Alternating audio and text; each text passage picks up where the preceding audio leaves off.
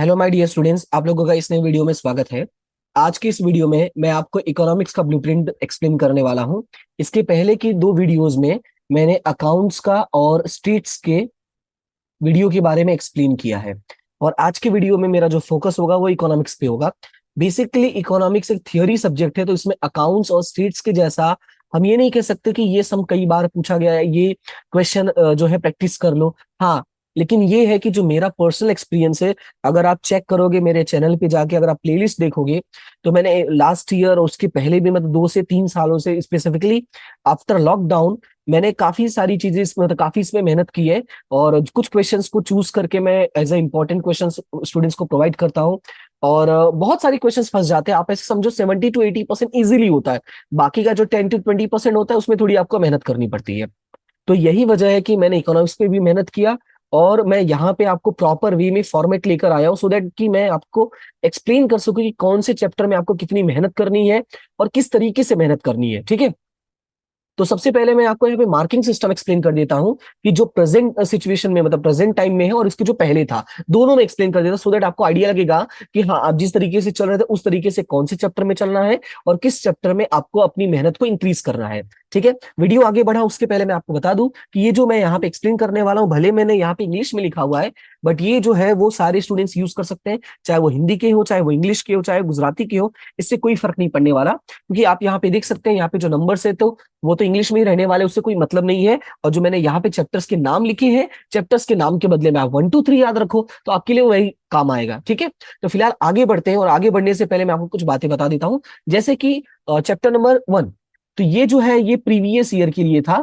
ठीक है, और ये है जो है वो करंट ईयर के लिए, यानी इस साल जो एग्जाम होने वाली है 23-24 का, उसमें ये पैटर्न आपको यूज होने वाला है, ये वाला पैटर्न। और ये जो था ये पहले था, पहले जो फर्स्ट चैप्टर था उसमें से 8 मार्क्स का एक क्वेश्चन आता था। और अभी कैसा, सॉरी, 8 मार्क्स का एक क्वेश्चन है, टोटल 8 मार्क्स का क्वेश्चन आता था। अभी कितना हो गया, 10 हो गया है। चैप्टर नंबर 2 में पहले 10 था, अभी 13 हो गया। चैप्टर नंबर 3 में 8 था, 8 से 10 हो गया। चैप्टर नंबर 4 में कोई चेंजेस नहीं है, यानी ये जैसा पहले था वैसे आज भी है, इसमें कोई मेजर चेंज नहीं है, मेजर का चेंज ही नहीं है। ठीक है, उसके बाद चैप्टर नंबर 5 में ये 10 से 13 हो गया। चैप्टर नंबर 6 में 10 से 12 हो गया। चैप्टर नंबर 7 10 से 15 हो गया। अगर इसमें देखोगे तो 10 से 15 ये 50% इंक्रीज हो, यानी इसमें काफी ज्यादा मार्क्स इंक्रीज हो गए। चैप्टर नंबर 8 में 10 to 10 है, मतलब ये पहले जैसा ही है। और चैप्टर नंबर 9 में 8 से 13 हो गया। अगर आप इसमें ऑब्जर्व करते हो तो इसमें 5 मार्क्स का, यानी देखा जाए तो ऑलमोस्ट 60 to 70% इंक्रीज हो गया है। चैप्टर नंबर 10 में भी कोई चेंजेस नहीं है, पहले भी 8 मार्क्स का था और आज भी 8 मार्क्स का है। चैप्टर नंबर 11 जो है वो 10 से कितना हो गया, 15 हो गया। यानी अगर ऑब्जर्व करते हो तो 3 चैप्टर ऐसे हैं जिसमें मेजर चेंजेस आया है। और वो कौन से चैप्टर है, तो मैं उसमें रेड सर्कल कर देता हूं, सो दैट आपको आइडिया लगेगा। एक है आपका चैप्टर नंबर 7, फिर एक है चैप्टर नंबर 9, और फिर एक है चैप्टर नंबर 11। ये तीनों चैप्टर है जिसमें इन लोगों ने काफी मार्क्स इंक्रीज कर दिया, 50 to 60% मार्क्स इंक्रीज कर दिया। ओके, तो ये हो गया आपका मार्किंग सिस्टम। लेकिन अभी हम बात करते हैं पेपर स्टाइल की। तो जो पेपर स्टाइल है उसमें टोटल आपके 5 सेक्शंस होंगे। 1 to 20 एमसीक्यूज होगा जो आपका 20 मार्क्स का होगा। फिर 21 to 30 जो होगा 1 मार्क्स का, यानी 10 क्वेश्चन होंगे 10 मार्क्स का। उसके बाद 31 to 46 होगा जो 2 मार्क्स के क्वेश्चन होंगे। और इसमें टोटल होंगे 16 क्वेश्चन, जिसमें से आपको सॉल्व करना होगा एनी 12, यानी 24 मार्क्स का। In same way section D में भी आपको टोटल 10 क्वेश्चन होंगे, पर सॉल्व कितना करना होगा, सिर्फ 7 क्वेश्चन। और आपके कितने मार्क्स होंगे इसके, 21। और इसी तरीके से आपका सेक्शन ई होगा। सेक्शन ई में भी टोटल 7 क्वेश्चन होंगे, आपको सॉल्व कितना करना होगा, 5 क्वेश्चन।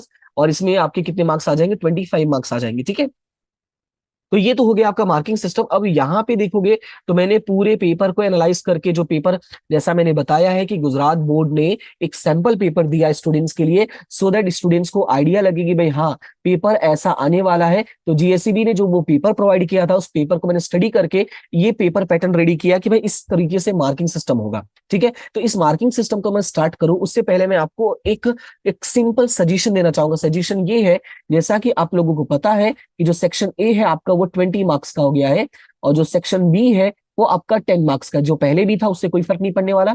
बट ये इसके मार्क्स इंक्रीज होने से थोड़ा सा रिस्क बढ़ गया है। अब बोलो इस रिस्क कैसे बढ़े, एमसीक्यू तो आसान होते हैं। देखो, एमसीक्यू आसान होते हैं ये सच है, लेकिन या तो इसमें हाँ होता है या तो ना होता है। और सबसे बड़ी बात यह है कि अगर मान लेते हैं कि अगर आपसे एक छोटा सा भी मिस्टेक हुआ तो वो 1 मार्क्स सीधा गया, यानी आपका जो 100 मार्क्स का सपना था वो सीधा 99 पे आके अटक जाएगा। राइट, इसी वजह से मेरा एक जो सजेशन होगा वो ये होगा कि आप एग्जाम का वेट मत करो, मतलब ऐसा मत सोचो कि एग्जाम से पहले मैं एमसीक्यूज प्रिपेयर कर लूंगा। आप अभी से जितने भी चैप्टर्स हुए हैं, हर तीसरे चौथे दिन पांचवें दिन आपको जब टाइम मिलता है 10 मिनट 15 मिनट, आप एक एक चैप्टर के एमसीक्यू सॉल्व करते रहो। अब बोलोगे सर बुक में से तो सारे एमसीक्यूज हमको आते ही हैं। वही तो प्रॉब्लम है कि आप क्वेश्चन देखते हो सीधा आंसर देखते हो नहीं। आप क्वेश्चंस को देखो, ऑप्शंस को देखो, फिर समझो कि यही आंसर आपने क्यों चूज किया, सो दैट आपको रीजंस के साथ पता हो। और रीजंस के साथ पता होने का बेनिफिट ये होता है कि आप मल्टीपल क्वेश्चंस को सॉल्व कर सकते हो। राइट, तो ये आपका टारगेट होना चाहिए। एनी हाउ जो ये 30 आउट ऑफ 30 है ये आपको मिल जाए। राइट, मैं आपकी 70 आउट ऑफ 70 में हेल्प करूंगा, 30 आउट ऑफ 30 में आपको ही कुछ करना पड़ेगा। हाँ, अगर आपको हेल्प चाहिए होगा तो मुझे बता देना, मैं जैसे लास्ट टाइम मैंने प्रोवाइड किया था इन अ सेम वे मैं आपको इस बार भी प्रोवाइड कर दूंगा एग्जाम से कुछ महीने पहले, सो दैट आप अपने आप को प्रिपेयर कर सको। एमसीक्यूज प्रोवाइड कर दूंगा, 1 मार्क्स के क्वेश्चन प्रोवाइड कर दूंगा, लास्ट टाइम भी मैंने प्रोवाइड किया था। ठीक है, उसका वीडियोस में यूट्यूब पे भी मैंने अपलोड किया था। ओके, तो फिलहाल आगे बढ़ते हैं और ये देखते हैं कैसे क्या सिस्टम है। चैप्टर नंबर 1 की अगर मैं बात करता हूं तो चैप्टर नंबर 1 में सेक्शन डी में एक क्वेश्चन आएगा आपका जो 3 मार्क्स का होगा। सेक्शन सी में 2 मार्क्स, 2 क्वेश्चन होंगे 2 2 मार्क्स के, यानी 4 मार्क्स यहां से हो जाएगा। और 2 एमसीक्यू है और एक जो है आपका 1 मार्क्स का क्वेश्चन है। तो ये हो गया चैप्टर 1 का डिस्ट्रीब्यूशन। ये बात करते हैं चैप्टर नंबर 2। तो चैप्टर नंबर 2 जो है आपका, उसमें 2 क्वेश्चन होंगे सेक्शन डी में 3 3 मार्क्स के, 2 क्वेश्चन होंगे आपके 2 2 मार्क्स के, उसके बाद 2 एमसीक्यू और एक होगा आपका शॉर्ट क्वेश्चन यानी 1 मार्क्स वाला। ठीक है, ये तो हो गया चैप्टर नंबर 1 एंड 2। और चैप्टर नंबर 1 एंड 2 देखोगे तो ऑलमोस्ट सेम ही है, बस इतना ये है कि इसमें एक क्वेश्चन जो है वो इंक्रीज हो गया है। बात करते हैं चैप्टर नंबर 3 की, तो चैप्टर नंबर 3 जो है वो आपके लिए बहुत इंपॉर्टेंट है, सबसे छोटा चैप्टर है। देखने जाओगे तो सबसे छोटा चैप्टर है पूरे इकोनॉमिक्स पार्ट का, लेकिन आपको मार्क्स कितने मिल जाएंगे, एग्जैक्टली 10 मार्क्स मिल जाएंगे। 3 या 4 पेज ही लेना करना है आपको। इसमें से एक लॉन्ग क्वेश्चन कवर हो जाएगा, 2 शॉर्ट क्वेश्चन कवर हो जाएगा और एक एमसीक्यू कवर हो जाएगा। तो इस चैप्टर को एनी हाउ आपको प्रिपेयर करना है और अभी कर लोगे तो बेटर होगा, ताकि जो कहते हैं ना कि ऐसा एक कहावत है ना कि काल करे सो आज कर, आज करे सो अब। ठीक है, पल में प्रलय होएगा बहुरी करेगा कब। इस बात को दिमाग में रखो कि हम फ्यूचर पे कोई चीज अगर टालते हैं तो कहीं ना कहीं वो हमेशा टलते ही रहता है। सो बेटर है कि जब टाइम मिले, जब मौका मिले, आप थोड़ा थोड़ा स्टडी करते रहा करो। ठीक है, फिर बात करते हैं चैप्टर नंबर 4 की। तो चैप्टर नंबर 4 में कोई चेंजेस नहीं किया है, चैप्टर नंबर 4 जैसा था वैसा ही है। इसमें सेक्शन सी में आपके 2 क्वेश्चन होंगे, उसके बाद आपका 2 क्वेश्चन आएगा और इसमें भी 2 क्वेश्चन आएगा, यानी 2 MCQs, 2 short question, I mean एक एक मार्क्स वाले, और 2 शॉर्ट क्वेश्चन 2 2 मार्क्स वाले। फिर बात करते हैं चैप्टर नंबर 5 का। चैप्टर नंबर 5 जो है आपका पॉवर्टी है, जिसको गुजराती में गरीबी कहते हैं, हिंदी में भी गरीबी कहते हैं। ये चैप्टर आपके लिए काफी इंपॉर्टेंट है क्योंकि इसमें से हर सेक्शन में क्वेश्चन आ रहा है। देखो, ए में भी है, बी में भी है, सी में भी है, डी में भी है और ई में भी है। ई में एक क्वेश्चन होगा, ठीक है, डी में भी एक क्वेश्चन होगा, सी में भी एक, बी में भी एक, और ए में कितने हो जाएंगे, 2 क्वेश्चन हो जाएंगे। ये चैप्टर थोड़ा लेंदी है बट इजी है क्योंकि टॉपिक इसका ऐसा पॉवर्टी, इसको हमें पढ़ाने की जरूरत नहीं है। लगभग हम रोज ये सारी चीजें देखते हैं अपने आसपास पड़ोस में, सो दैट ये एक ऐसा चैप्टर हो जाता है ना जो इंसान अपने, मतलब हम जैसे लोग ना उसको कहते हैं ना कि कनेक्ट कर पाते हैं। तो अगर आप आसपास देखोगे तो आपको सारी चीजें ये लर्न करने में आसान हो जाएगा। एक ये चैप्टर हो जाता है और एक ये वाला चैप्टर अनएम्प्लॉयमेंट वाला, ये भी सेम है। अच्छा, इसमें ऑब्जर्व करो तो इसमें जो सेक्शन सी है उसमें टोटल कितने क्वेश्चंस है, 3 क्वेश्चंस है। अगर इसमें से शॉर्ट क्वेश्चंस को प्रिपेयर कर लेते हो, लाइक कि जैसे है ना कि टाइप्स ऑफ अनएम्प्लॉयमेंट है, जिसे हिंदी में कहते हैं बेरोजगारी के प्रकार, उसमें से काफी सारे क्वेश्चंस बनते हैं तो वो शॉर्ट क्वेश्चंस वहां से कवर हो जाएंगे। तो 3 क्वेश्चंस उसमें से आ सकता है। एक आएगा आपका सेक्शन डी में, 2 एमसीक्यू है और 1 मार्क्स का 1 क्वेश्चन है, तो ये तो नॉर्मली है। की बात करते हैं चैप्टर नंबर 7 पॉपुलेशन। तो चैप्टर नंबर 7 जो पॉपुलेशन है ये मोस्ट इंपॉर्टेंट चैप्टर है, रीजन है इसमें 15 मार्क्स का आपका कवर अप होगा। और 15 मार्क्स में से जिसमें से 10 मार्क्स आपको तो कैसे भी करके मिल ही जाएंगे। अब बोलेगा सर ऐसे फ्री में थोड़ी मिलेगा, सही बात है, फ्री में तो कुछ भी नहीं मिलता है, आपको मेहनत तो करनी पड़ेगी। लेकिन एक है जो आपको 5 मार्क्स फ्री में मिलता है और वो है आपका ग्राफ। अब बोलोगे सर ग्राफ फ्री में कैसे मिलेगा, ग्राफ फ्री में ऐसे मिलेगा इसका एक वीडियो जो है मैं आपको डिस्क्रिप्शन में प्रोवाइड कर दूंगा ग्राफ का। आप उस ग्राफ को देखोगे तो आपको आइडिया लग जाएगा कि ग्राफ कैसे प्रिपेयर करना होता है। लास्ट टाइम मैंने सेम ग्राफ बताया था, यही सेम ग्राफ बोर्ड एग्जाम में भी आ गया था।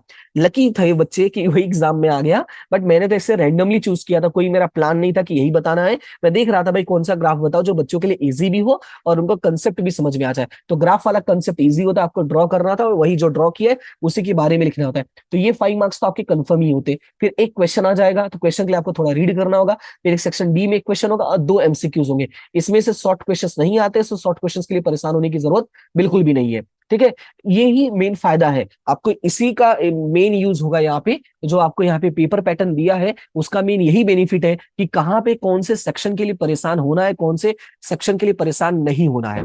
ठीक है, फिर बात करते हैं आपका चैप्टर नंबर 8 एग्रीकल्चर सेक्टर, यानी जो कृषि क्षेत्र वाला है। उसमें अगर देखने जाओगे तो सेक्शन ई में आपका एक क्वेश्चन है, सेक्शन डी में है, सेक्शन सी में नहीं, यानी वही शॉर्ट क्वेश्चंस वाला नहीं आएगा, पर आपके 1 मार्क्स के क्वेश्चंस आएगा, लाइक फुल फॉर्म हो गया हो आ जाएगा। ठीक है, हरित क्रांति जैसे हो गया, ऐसे छोटे मोटे क्वेश्चंस आ सकते हैं। और एक ही एमसीक्यू आएगा, यानी एमसीक्यू के लिए इसमें परेशान होने की जरूरत नहीं है। फिर बात करते हैं चैप्टर नंबर 9 का। चैप्टर नंबर 9 भी काफी इजी है, छोटा है और इजी भी है। इसमें 2 एमसीक्यू, 1 क्वेश्चन और 2 आपके शॉर्ट क्वेश्चंस और 2 आपके सेक्शन डी वाले, जिसमें आपके 3 मार्क्स यानी 6 मार्क्स मिल जाएंगे आपको। राइट, तो इस तरीके से अगर आप देखो जिस चैप्टर में से जो चैप्टर सेक्शन में क्वेश्चन ज्यादा आ रहा है उस सेक्शन के अकॉर्डिंग आपको ज्यादा मेहनत करनी है। जैसे कि देखो यहाँ पे 2-2 क्वेश्चन है तो सेक्शन सी वाले ज्यादा अच्छे से पढ़ो, इसमें डी वाले में 2 क्वेश्चन है तो इसमें सेक्शन डी वाले अच्छे से पढ़ो। अब बोलोगे सर ये सब क्वेश्चन हमको कहाँ से पता चलेगा? आपकी बुक जो है ना, बुक में जो क्वेश्चन नंबर 1 है वो आपका सेक्शन ए है, क्वेश्चन नंबर 2 जो है वो आपका सेक्शन बी है, क्वेश्चन नंबर जो 3 है वो आपका सेक्शन सी है, जो क्वेश्चन नंबर 4 है वो आपका डी है। इस तरीके का प्रॉपर वे में अरेंजमेंट करके ऑलरेडी दिया हुआ है, तो आपको उन्हीं क्वेश्चंस पे ज्यादा प्रैक्टिस करना है और एक्स्ट्रा मेहनत करना है, राइटिंग प्रैक्टिस करना है, सो दैट आपको एक्स्ट्रा बेनिफिट भी हो। ओके, फिर इसीलिए आगे बढ़ते, मतलब इसी तरह से आगे बढ़ते हैं। तो आगे आपका चैप्टर नंबर 10। तो चैप्टर नंबर 10 में कोई, मैंने बोला ना, कोई इंक्रीमेंट नहीं है यहाँ पे। जो पहले था वही अब भी है, यानी 8 मार्क्स का पहले भी था और 8 मार्क्स का अब भी है। कैसे? Section A B C D चारों में आएगा, 2-1-1 का रेशियो रहने वाला है। फिर बात करते हैं चैप्टर नंबर 11 की। तो चैप्टर नंबर 11 जो है इमर्जिंग इश्यूज वाले हैं। ये चैप्टर इजी है, इसमें आप आंसर्स अपने मन से भी बना के लिख सकते हो, पर इसका मतलब ये नहीं है कि आपको रीड नहीं करना है। आप रीड किए रहोगे तो आपके जो डिजिट्स हैं वो लिखोगे, एग्जाम्पल्स लिखोगे तो आपको बेनिफिट होगा, मार्क्स अच्छे मिलेंगे। राइट, इसमें से 2 एमसीक्यूज है, 1 क्वेश्चन है और 1 आपका शॉर्ट क्वेश्चन होगा और 2 लॉन्ग क्वेश्चन आने वाले, नहीं 10 मार्क्स तो इसी में से कवर हो गया। देखो अगर एक ये चैप्टर अच्छे से पढ़ते हो तो 10 मार्क्स यानी 2 क्वेश्चन यहां से कवर हो गया, टोटल 5 क्वेश्चन सॉल्व करना है तो 1-2 यहां से कवर हो गया, 2 ग्राफ कवर हो गया, यानी 2 ग्राफ वाले में, यानी चैप्टर नंबर 7 से तो 4 क्वेश्चन तो ऐसे ही कवर हो गए। बाकी बचा है कि एग्रीकल्चर वाला और एक यहाँ पे, तो इसमें से जो इजी लगता है वो कवर कर लेना। जैसे मैंने बोला मनी और इन्फ्लेशन वाला, यानी जो चैप्टर नंबर 3 है वो इजी है। तो देखा जाए तो आपको इस तरीके का प्लान बनाना है। आपकी जो, देखो जो आपकी ताकत है, अब मैं यहां से कुछ भी बोल दूंगा तो वो आपको अप्लाई नहीं करना होता है। आपको ये देखना है कि क्या मेरी कैपेबिलिटीज है, मिलते ना जिसको हम बोलते हैं शॉर्ट्स एनालिसिस, आपका क्या स्ट्रेंथ है, आपका क्या वीकनेस है, वो इस चीज को आपको ऑब्जर्व करना है कि आप कौन सी चीजों को ज्यादा वे अच्छे वे में लर्न कर पा रहे हो। पॉइंट्स आपको अच्छे से लर्न हो जाते हैं या सिर्फ थियोरी लर्न कर पाते, पॉइंट्स नहीं लर्न कर पाते, तो उस बेसिस पे आपको क्वेश्चंस को अरेंज करके लर्न करना होगा। ठीक है, तो ये हो गया आपका इकोनॉमिक्स का पूरा डिटेल। जितना मुझसे हो सका मैंने उसमें इतना एक्सप्लेन कर दिया है। बाकी मैंने कहा कि मैं आपको धीरे धीरे और भी चीजें प्रोवाइड करता रहूंगा, धीरे धीरे हो पाएगा क्योंकि एक साथ पॉसिबल नहीं है। थोड़ा टाइम शेड्यूल मेरा जो है वो बहुत खराब हो गया है, मैंने काफी सारी चीजें ज्वाइन कर ली, इस वजह से थोड़ी प्रॉब्लम होती है। बट स्टिल एग्जाम नजदीक आता है तो कहते हैं ना, अंडरटेकर की तरह मैं भी उठ जाता हूँ। एग्जाम के पहले सोया रहता हूँ, एग्जाम जैसे ही आता है अंडरटेकर की तरह उठ जाता हूँ। और बोर्ड एग्जाम अनाउंस हो गया है, सो दैट मेरे अंदर का अंडरटेकर जो है वो जाग गया है। तो अभी मेरा काम है आपको थोड़ी थोड़ी चीजें प्रोवाइड करते रहना, सो दैट आपकी भी हेल्प हो जाए और आप मेरी भी हेल्प करते रहो। लाइक शेयर सब्सक्राइब करते रहना, बाकी आपसे कोई कुछ भी एक्स्ट्रा मुझे नहीं चाहिए। ठीक है, फिलहाल आज के लिए इतना ही, मिलते हैं नेक्स्ट क्लास में, तब तक के लिए thank you so much and have a good day.